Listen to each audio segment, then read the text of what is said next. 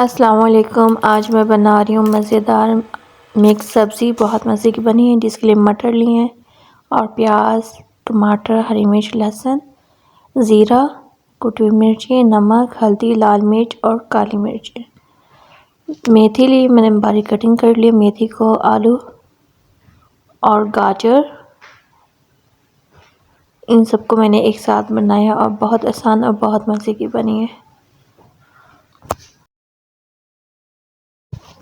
सबसे पहले गाजर डालें, आलू, मटर,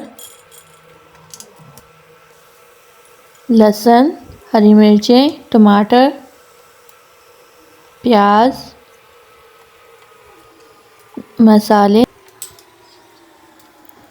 और मेथी डाल दें।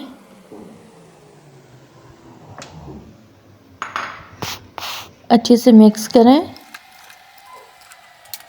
और उसके बाद इसमें ऑयल डाल दें। अच्छे से मिक्स करने के बाद इसे कवर कर दें। कवर करने के बाद एक दफ़ा और अच्छे से मिक्स करें। उसके बाद फिर इसे 10 मिनट के लिए कवर कर दें। पानी खुश्क हो जाए, तेल अलग हो जाए, मज़ेदार मिक्स सब्ज़ी तैयार है। आपको मेरी वीडियोस अच्छी लग रही है इसे लाइक करें और मेरे चैनल को सब्सक्राइब करें। इंशाल्लाह मिलते हैं एक नई वीडियो में। अपना बहुत सा ख्याल रखें। अल्लाह हाफिज़।